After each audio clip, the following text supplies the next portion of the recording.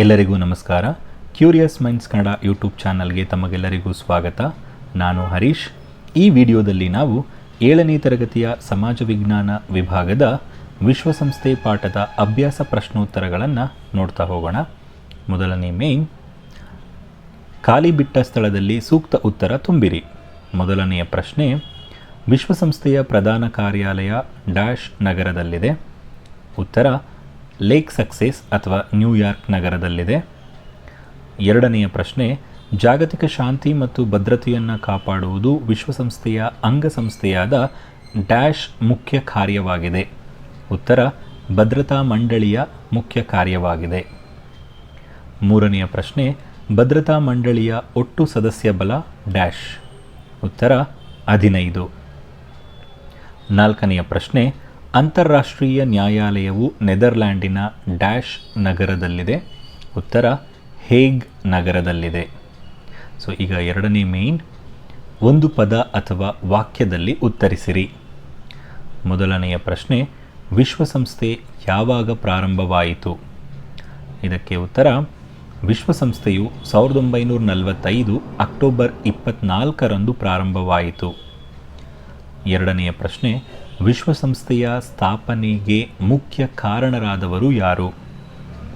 ಉತ್ತರ, ವಿಶ್ವಸಂಸ್ಥೆಯ ಸ್ಥಾಪನೆಗೆ ಕಾರಣರಾದವರು ಅಮೆರಿಕದ ಅಧ್ಯಕ್ಷ ರೂಸ್ವೆಲ್ಟ್, ಬ್ರಿಟಿಷ್ ಪ್ರಧಾನಿ ಚರ್ಚಿಲ್ ಹಾಗೂ ರಷ್ಯಾದ ಸರ್ವಾಧಿಕಾರಿ ಸ್ಟಾಲಿನ್. ಮೂರನೆಯ ಪ್ರಶ್ನೆ, ವಿಶ್ವಸಂಸತ್ತು ಎಂದು ಯಾವುದನ್ನು ಕರೆಯುತ್ತೇವೆ? ಉತ್ತರ, ವಿಶ್ವಸಂಸತ್ತು ಎಂದು ವಿಶ್ವಸಂಸ್ಥೆಯ ಮಹಾಸಭೆಯನ್ನು ಕರೆಯುತ್ತೇವೆ. ನಾಲ್ಕನೆಯ ಪ್ರಶ್ನೆ, ಭದ್ರತಾ ಮಂಡಳಿಯ ಶಾಶ್ವತ ಸದಸ್ಯ ರಾಷ್ಟ್ರಗಳು ಯಾವುವು? ಉತ್ತರ, ಭದ್ರತಾ ಮಂಡಳಿಯ ಶಾಶ್ವತ ಸದಸ್ಯ ರಾಷ್ಟ್ರಗಳ ಸಂಖ್ಯೆ 5. ಅವುಗಳೆಂದರೆ ಅಮೆರಿಕ, ರಷ್ಯಾ, ಬ್ರಿಟನ್, ಫ್ರಾನ್ಸ್ ಮತ್ತು ಚೀನಾ. ಐದನೆಯ ಪ್ರಶ್ನೆ, ವಿಶ್ವಸಂಸ್ಥೆಯಲ್ಲಿ ಸೇವೆ ಸಲ್ಲಿಸಿದ 2 ಭಾರತೀಯ ಮಹನೀಯರನ್ನು ಹೆಸರಿಸಿರಿ. ಉತ್ತರ, ಶ್ರೀಮತಿ ವಿಜಯಲಕ್ಷ್ಮಿ ಪಂಡಿತ್ ವಿಶ್ವಸಂಸ್ಥೆಯ ಮಹಾಸಭೆಯ ಪ್ರಥಮ ಮಹಿಳಾ ಅಧ್ಯಕ್ಷರಾಗಿದ್ದರು.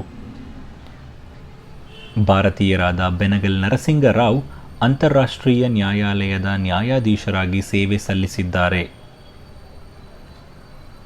ಆರನೆಯ ಪ್ರಶ್ನೆ, ವಿಶ್ವಸಂಸ್ಥೆಯು ಮಾನವ ಹಕ್ಕುಗಳ ಘೋಷಣೆಯನ್ನು ಕೈಗೊಳ್ಳಲು ಒಂದು ಕಾರಣವನ್ನು ತಿಳಿಸಿರಿ.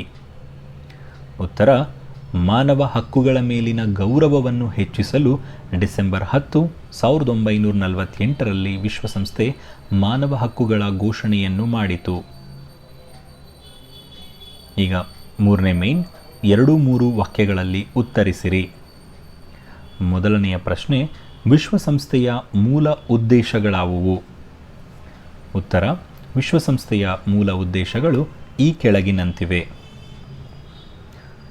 ಯುದ್ಧಗಳನ್ನು ತಡೆಗಟ್ಟಿ ವಿಶ್ವದಲ್ಲಿ ಶಾಶ್ವತ ಶಾಂತಿ ಹಾಗೂ ಭದ್ರತೆಯ ಸ್ಥಾಪನೆ,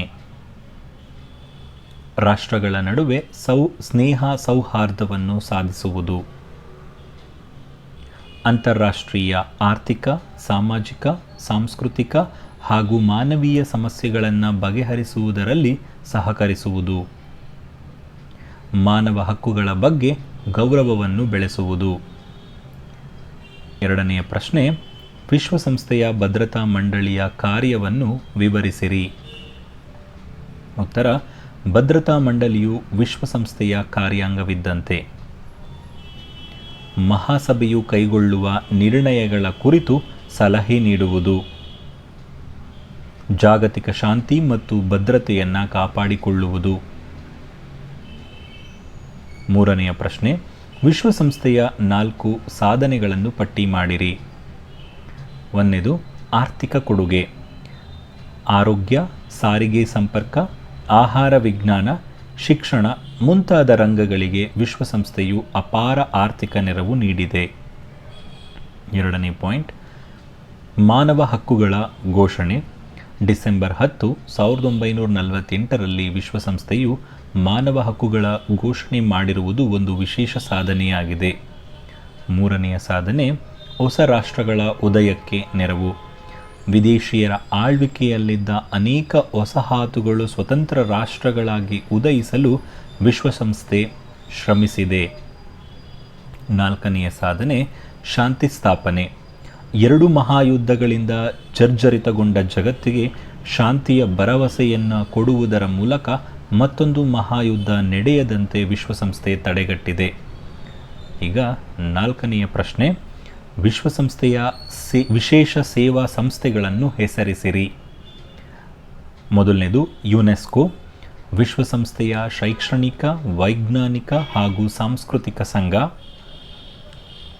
2ನೇದು FAO, ಆಹಾರ ಮತ್ತು ಕೃಷಿ ಸಂಘ. 3ನೇದು WHO, ವಿಶ್ವ ಆರೋಗ್ಯ ಸಂಸ್ಥೆ.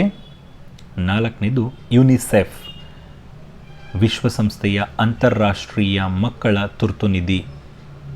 ಈಗ 5ನೇ ಪ್ರಶ್ನೆಯನ್ನು ನೋಡೋಣ. ವಿಟೋ ಎಂದರೇನು? ಉತ್ತರ, ವಿಶ್ವಸಂಸ್ಥೆಯ ಭದ್ರತಾ ಮಂಡಳಿಯಲ್ಲಿ ಒಟ್ಟು 15 ಸದಸ್ಯ ರಾಷ್ಟ್ರಗಳಿದ್ದು, ಭದ್ರತಾ ಮಂಡಳಿಯಲ್ಲಿ ಯಾವುದೇ ನಿರ್ಣಯ ಅಂಗೀಕಾರವಾಗಲು 9 ಸದಸ್ಯ ರಾಷ್ಟ್ರಗಳ ಒಪ್ಪಿಗೆ ಅವಶ್ಯಕ. ಆದರೆ ಶಾಶ್ವತ ಸದಸ್ಯ ರಾಷ್ಟ್ರಗಳ ಪೈಕಿ ಯಾವುದೇ ಒಂದು ರಾಷ್ಟ್ರವು ನಿರ್ಣಯವನ್ನು ವಿರೋಧಿಸಿದರೂ ಆ ನಿರ್ಣಯವು ಅಂಗೀಕೃತ ಆಗುವುದಿಲ್ಲ. ಶಾಶ್ವತ ಸದಸ್ಯ ರಾಷ್ಟ್ರ ವಿರೋಧಿಸುವ ಈ ಅಧಿಕಾರವನ್ನು ವಿಟೋ ಅಧಿಕಾರ ಎನ್ನುವರು. 6ನೆಯ ಪ್ರಶ್ನೆ, ವಿಶ್ವಸಂಸ್ಥೆಯ 2 ಮಿತಿಗಳನ್ನು ತಿಳಿಸಿರಿ. ಮೊದಲನೆಯ ಮಿತಿ, ಸೋವಿಯತ್ ರಷ್ಯಾದ ವಿಘಟನೆಯ ನಂತರ ಶೀತಲ ಸಮರವು ಕೊನೆಗೊಂಡಿತು. ಈ ಬದಲಾದ ಸನ್ನಿವೇಶದಲ್ಲಿ ಅಮೆರಿಕವು ಜಗತ್ತಿನ ಎಲ್ಲ ರಾಷ್ಟ್ರಗಳ ನಾಯಕ ತಾನೇ ಎಂಬಂತೆ ದೊಡ್ಡಣ್ಣನ ಮನೋಧರ್ಮವನ್ನು ಪ್ರದರ್ಶಿಸುತ್ತಿದೆ. ಇದು ಬಹುಮುಖಿ ಸಾಂಸ್ಕೃತಿಕ ಬದುಕಿಗೆ ಮಾರಕವಾಗಿದೆ.